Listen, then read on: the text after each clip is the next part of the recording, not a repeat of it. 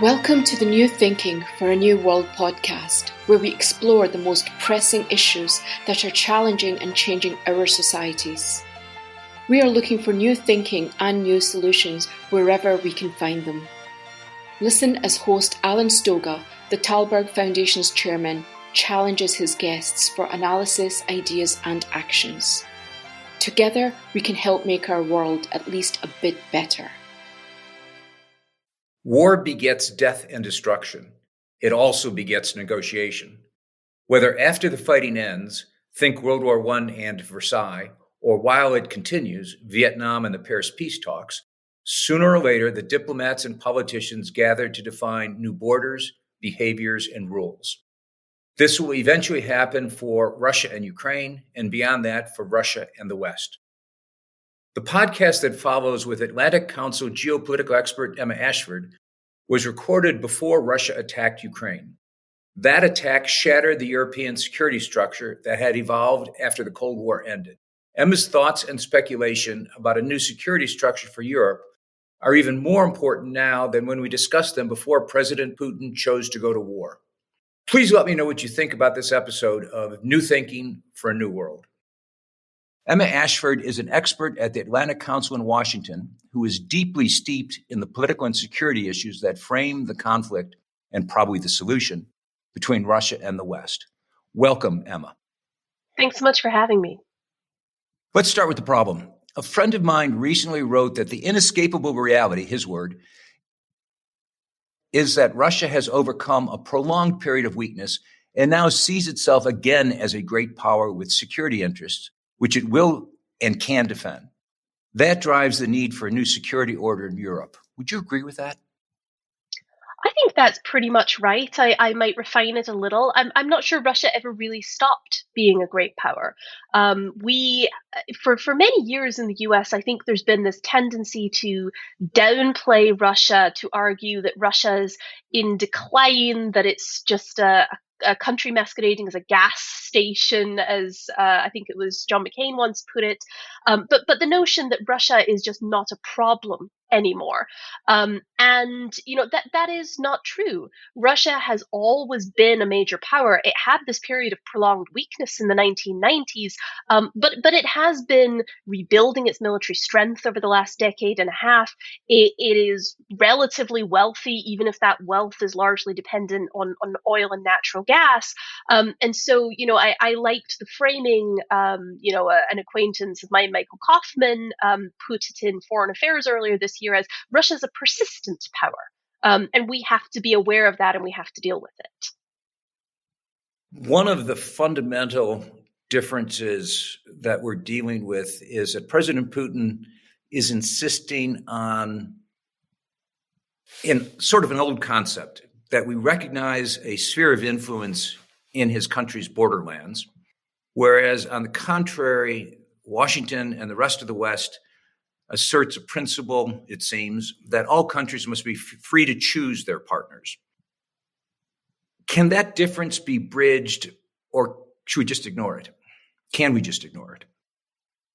So I think that is partly a problem that we ourselves here in the West are going to have to resolve internally in our own minds. So, there was this notion after the Cold War that we were headed for a Europe free, whole, and at peace. And this was sort of very intrinsically tied to the notion of the end of history. The Cold War had ended, conflict was over, peace and liberty and freedom were on the rise. And all of that was true. We've seen pronounced gains in many of those areas, in economic growth and liberty across the world. But that didn't necessarily mean that, all the old constraints that realists highlight of power, of interests, those didn't go away. And so where we are today is we're having this conversation about spheres of influence and whether they're acceptable and whether this is a 19th century mindset among the Russians. But it might be better just to frame it as great powers have interests. They would like to maintain buffers of smaller states around them, and they have the power to make that happen in the areas closest to their borders. And this is true whether we're talking about Russia or the United States or China, the United Kingdom when it has an empire. We're talking about the realities of power politics. And so simply saying here in the West that it's not acceptable for Russia to want a sphere of influence, that rather misses the point of if we are not going to fight to prevent them having a sphere of influence, then de facto they have one. And is a value-laden judgment on our part, because clearly the people who are making that argument imply that it's literally a bad thing for them to want or to think they need borderlands. Yeah, and again, this is not in any way to excuse what Russia's doing, which is, potentially starting a major war on the European continent for the first time in decades. But it is to say that Russia's security concerns are understandable in historical context, right? This is a country that has been invaded, its capital's taken twice within 200 years, right? The sieges of Stalingrad and Leningrad are in living memory for some elderly Russians.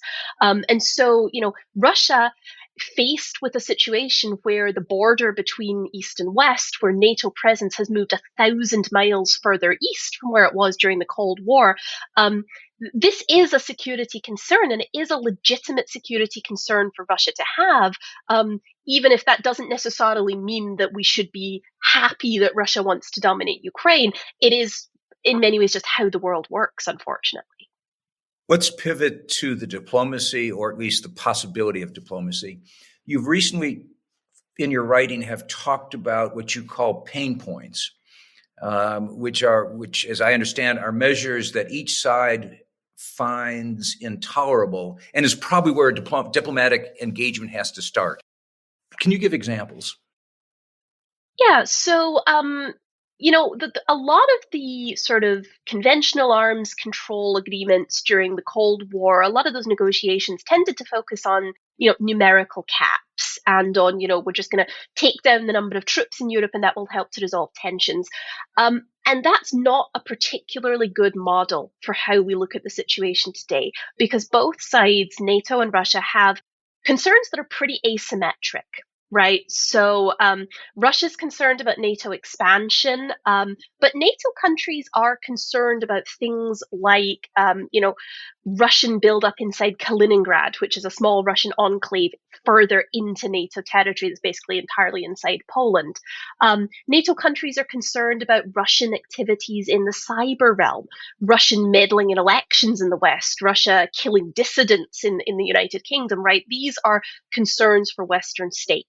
And so, a focus on thinking through, what concessions we're willing to give to Russia in terms of NATO expansion, and I think in more practical terms, in terms of, how restrictive we might be willing to be with military cooperation with states like Ukraine or Belarus or Georgia, in exchange for these points of pain where we really actually do want something. We want concessions from Russia.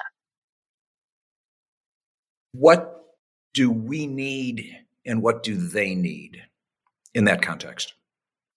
So at the highest level, what we all need is we need some creative thinking about a new security architecture for Europe.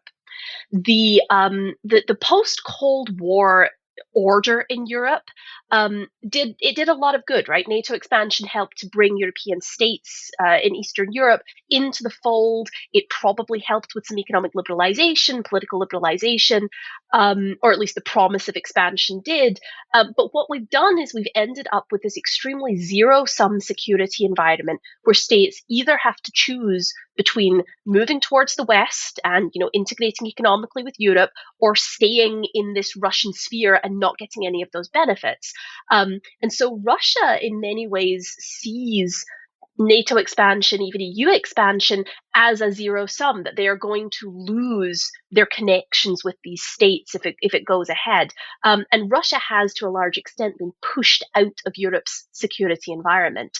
What we really need is a new framework that helps to pull Russia back into European security and give it some rights, but equally some responsibilities, the way it had during the Cold War, the way it had under the Helsinki Final Act, the way it did under some of the conventional arms control agreements, like the Conventional Treaty on Forces in Europe that we had. So we need to find, we can't just recreate those things. We'll need a new equilibrium, but we need to create that kind of framework that gives Russia a stake in European security so that it's not always trying to kick over the table. That raises all sorts of issues. There are institutional questions.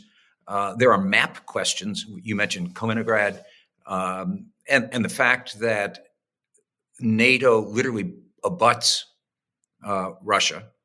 So when we talk about where Russia can, air quotes in the word can, have its troops, we're actually talking about telling the Russians where they can maintain troops within their own borders. So let's separate those two sets of issues. Let's start with the map question. And that's just a reality. That is the reality of what emerged out of NATO liberalization, NATO expansion rather, and the EU liberalization. How do you think creatively, how do you creatively solve that problem? Yeah, so the map problem, as you put it, the Kaliningrad problem, the way that I think about this is just, we dealt with this with East Berlin during the Cold War. It's just that this time the boot is on the other foot. It's the Russians that have an enclave inside NATO territory. And so, again, we understand sort of the risks that can come with that. But we also understand we have some, idea how to mitigate them. So I'm not as concerned about that as I am about, what you call the sort of the territory question. And one way to frame this, I think, is back in December when the Russians started this buildup, they sent these two proposed draft treaties to the United States, and these were written in very broad language. They were a non-starter in many ways, but I think it was notable that in them the Russians basically said, well, both sides will agree that they won't deploy forces outside their own territory. And that sounds eminently reasonable. But when you actually look at what it means in practice, because NATO and Russia are now so close together, what that would mean is that the US would have to pull all its assets out of Europe, and Russia could keep doing whatever it wants in its own territory. So this is back to, again, why I'm saying I don't think some of these Cold War frameworks would work if we just recreated them.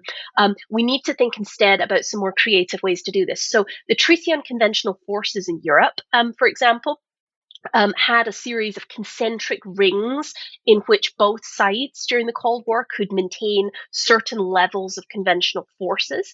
And we might think about something like that, right? So dividing out segments of Russian territory and territory that's within NATO, where both sides could maintain certain levels of forces. And the bit that I think is going to be a particularly hard sell here, particularly in the current environment, is that in order to get that level of concessions from Russia on what it does in its own territory, the US and NATO partners are almost certainly going to have to accept some limits along the lines of the ones that we used to have about permanent basing in Eastern Europe. And we've kind of got around that by calling it a rotational presence, but we'd almost certainly have to give up something there to get those Russian concessions. That's going to be a really hard sell in the current environment. And in any imaginable future environment because of Poland. Right. And again, this sort of the US, I think the Biden administration has done a pretty good job of playing a fairly bad hand in this crisis. But one of the things that they are somewhat hamstrung by is Russia is a relatively unitary actor in this crisis. The US is managing a very unwieldy coalition of, 30 NATO member states, many of whom have, very different opinions on the level of threat coming from Russia, what the West should do about it, what the response should be if there is an invasion of Ukraine. And so, I think the level of unity we've seen out of NATO has actually been quite remarkable given that. But that doesn't mean it's going to be any less of a problem in getting to a diplomatic solution. I'd push back just a little bit on that and agree that the unanimity or the unity perhaps within NATO has been impressive.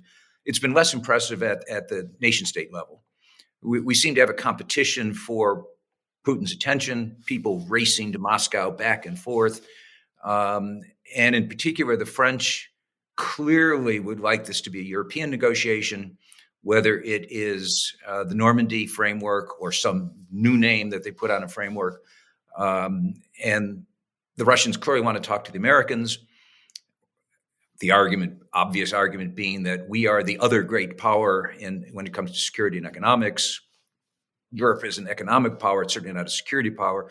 How do you imagine the seats at the table work themselves out in a way that promotes solutions as opposed to just complicates the life of anybody who's trying to parse this mess?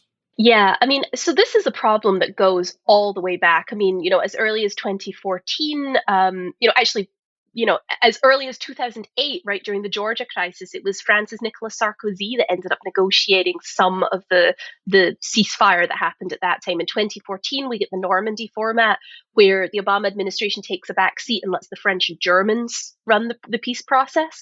And I think, the fact that Russia is now coming to the United States, it's partly this superpower to superpower thing, but it's also partly a reflection of the fact that the Normandy format had largely failed. It had stalled. It wasn't making much progress. And the French and the Germans were either unable or unwilling to put enough pressure on Kiev on the Western side to try and make the Minsk process succeed. And so I think that's part of the reason why Russia is trying to, again, make this US-Russia only. And the Biden administration, I think, has been fairly clear that they think it's helpful to have European leaders like Macron engaging in separate conversations, rather than it just trying to be one unified front. I do think that if any serious deal is to be struck, though, it is going to have to be the United States taking the lead, hammering out something workable with Moscow and maybe on the side with some of the major European allies like France, and then coming back to NATO and trying to find a way to make that work among the alliance. I think, the other approach, which is, you get everybody in NATO on side first, and then you go to Moscow, ends up with a lowest common denominator position that is just never going to yield results. And encourages the Russians to keep on upping the pressure. Yes, though as the prolonged negotiation goes on. Yes, exactly. Though admittedly, from where we are, this week, next week, I think at this point,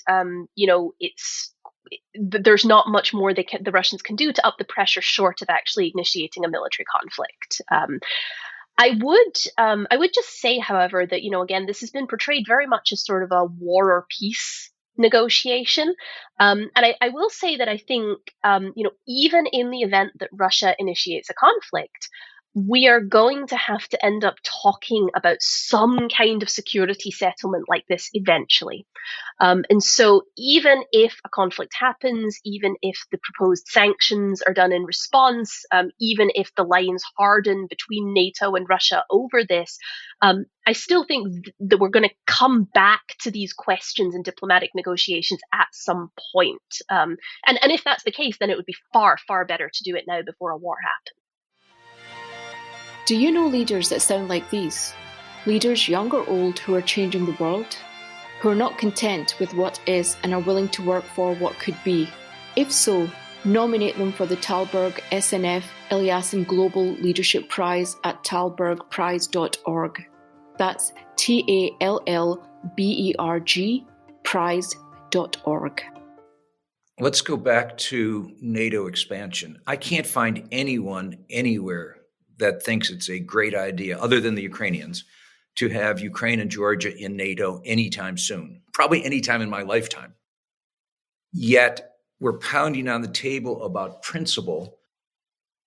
It would seem if war can be averted by agreeing not to do something that nobody wants to do, there ought to be a way to find that agreement. Is that too simple-minded? No, I think that's pretty accurate. I mean, I guess let me say sort of two things.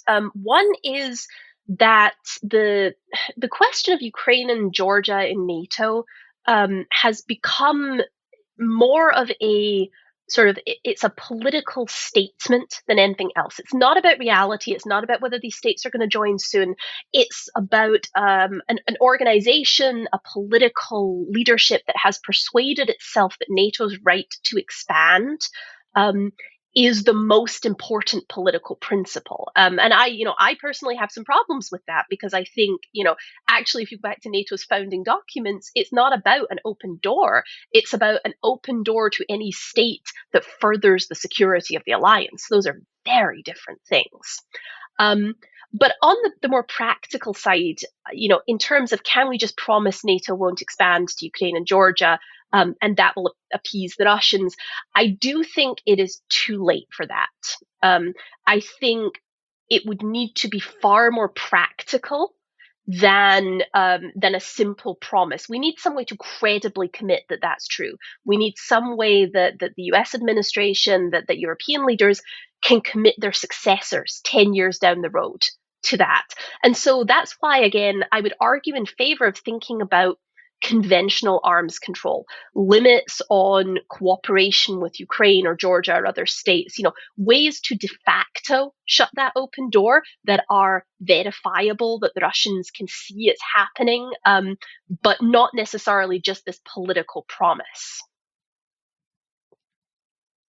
As I listen to the daily drumbeats out of Washington and Paris and Moscow and everywhere else, including our frequently unnamed senior policy advisor in Washington, there's a continual insistence that Russia is the aggressor and the Western intent is defensive and peaceful. So those are the sort of caricatures. And I suspect it doesn't look that way from the other guy's perspective. And it got me thinking about Kennedy and Khrushchev and their negotiation over Cuba. And they spent an enormous amount of time yelling at each other about whether the missiles that they were talking about in Turkey and Cuba were offensive or defensive. And it depends where you sat, whether you thought they were offensive or defensive. Kennedy and Khrushchev found a way to get beyond the words and the caricatures. How do you do it in this case? It's tough. I mean, this is one of the classic problems of international relations scholarship. So defensive realists, liberals, lots of people argue that the main problem that causes wars is a security dilemma. That is to say, what one side thinks looks defensive looks offensive to the other side. So they ramp up their military in response, and you end up in this vicious cycle of spiraling down into conflict. And I think there is a strong element of that to this crisis. The only way that we really know how to diffuse that kind of crisis is for one side to blink, but more realistically for both sides to back off a little and try and find a way to mitigate that risk. And so again, people tend to think of Cold War arms control as it's the Intermediate Nuclear Forces Treaty, it's START, it's SALT, it's all these high-level nuclear arms control agreements. That's not how it started. After the Cuban Missile Crisis, after Kennedy and Khrushchev almost blew up the world but didn't quite blow up the world, they started a much lower level series of confidence building measures. Things like exchanging information about military deployments, some low level conversations between the Soviet military and the US military, things that eventually led to higher level arms control. And I think where we are with Russia now is that we need to start again from the bottom. This isn't about the Biden administration 6 months ago doing these, strategic stability talks where we're going to talk about high-level nuclear arms control. We have to go back to square one. We have to go back to that bottom level. We have to try and rebuild some confidence and trust on both sides. And if we can do that, then maybe we can get to the bigger questions eventually. I mean, the problem is, and again, this is something we've seen in history over and over. It's hard to begin that cycle. The virtuous cycle rather than the vicious cycle. And even once you start it, you can fall back into that conflictual situation if you're not too careful. One of the complicating factors is China, which is to say that we've been talking about a European regional situation, whereas a lot of arms control issues are thought about at the global level. That complicates things. The role of China in this is unclear. We just saw the presidents of the two countries together at the Olympics recently have absolutely no idea what agreements, deals, desires, et cetera, they have. Is it possible to remove whatever solutions evolve from that more global China-inflected issue and keep it at a regional level? Is it necessary? And if so, how do we get there? Yeah, so I'm not a nuclear arms control specialist, but I will say that I actually think one of the benefits of this crisis forcing us to think about these issues on a regional basis might be that the debate in Washington can pull back from the notion of globalizing arms control agreements, which was very prevalent under the Trump administration, to the notion that we can have regionalized agreements again. After all, some of the Cold War arms agreements applied only to the European theater. And I think that is a good way to think about approaching this, because we know that the problem with bringing China into global arms control agreements is that their arsenal is so small that it's, we simply can't manage the same agreements. And this has been a real barrier to arms control for the last 4 or 6 years. So coming back to just a regional focus with Russia on the European theater might actually be helpful in moving towards nuclear arms control. On the China question more broadly, however, I do think this is one of the big unanswered questions right now that we, nobody in Washington knows. I don't know what China is going to do if Russia actually invades Ukraine. And China has, for a number of years now, played a very smart hand where they don't openly challenge US sanctions regimes. They maybe fiddle around the edges, but they don't challenge them openly. If Russia is suddenly slapped with extremely harsh sanctions for an invasion of Ukraine, that may force a Chinese choice on the issue. And I bet Chinese policymakers aren't 100% sure which way they're going to jump yet. But again, this could have serious consequences for the US more generally, for our sanctions policy globally, for our power and power projection globally, and for how we handle China going forward. So even though I'm saying on the arms control question, confine it to Europe, I think we would be, it's very foolish to assume that China won't play some role in the aftermath of a potential invasion. Let me go back to something you mentioned a few minutes ago as perhaps the final question. Zero sum. A lot of the thinking, certainly most of the speeches about this issue, sees it as a zero-sum security question. You mentioned in passing that it's also sort of positioned as a zero-sum economic issue, which guarantees then that there are no solutions because you raise the stakes dramatically. And there's been a bit of that in the Ukraine background when there was a bidding war. Would they join the EU, nor do they get paid more to stay engaged with Russia, which a lot of sins were committed at that moment that we're now realizing the consequences of. How do you get out of that zero-sum mentality? We've talked about security. How do you do it on the economic side? So the Rand Corporation had a great report that actually came out a couple of years ago, well before this crisis, that talked about this dilemma of zero-sum approaches to European security and to some extent to the economic question. And they argued that it's not just about Ukraine, right? It's about, Ukraine, Georgia, Belarus, Moldova, Azerbaijan, these states that don't belong to the Western security and economic bloc. They want economic ties with the West, but they don't want to just cut ties with Russia in most cases. Now, in the case of Ukraine, that was true till 2014. Now it's far less true after the Russian invasion in 2014. But for most of these states, they would like a more flexible arrangement. And thus far, the European Union in particular has been pretty resistant to that idea. There's a potentially apocryphal story, but that Putin spoke with the head of the European Commission just before the 2014, before everything went south in 2014, and said, we want to talk about ways to maintain our trade with Ukraine, even if Ukraine accepts this association agreement, but also said, no, we don't talk about these things with third parties.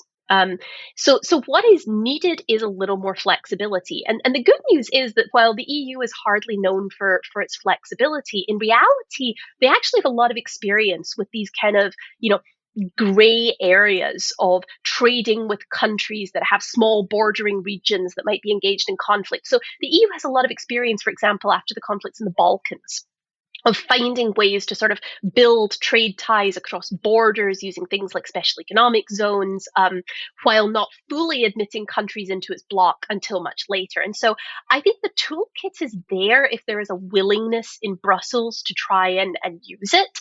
And while I don't think that would form the basis of any security deal that we're going to see between the West and Russia in coming days, that is also a core component of resolving the broader standoff. And it's something that longer term, I think the European Union in particular is going to have to think about. It's an important point because part of the problem with the Cold War framing of this is a tendency to say you're either on my side or that side. And so we don't want to certainly don't want to encourage people to be able to move back and forth between the blocks, because we're thinking in block terms again, which is silly and not helpful. As you've said, regardless of what happens in the next days and weeks, sooner or later, there will be a negotiation. Whether that negotiation is after the calamity of actual war or in place of the calamity is yet to be decided, but we need to explore these concepts. So thank you for both your comments and the work you're doing on these issues.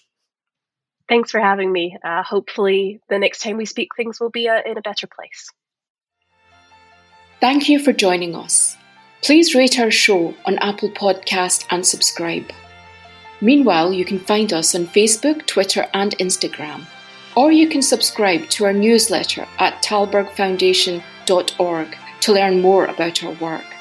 That's TALLBERG foundation.org. Thank you, and we'll be back again next week for another episode of Tallberg's New Thinking for a New World. This podcast was brought to you through the generous support of SNF, the Stavros Niarchos Foundation.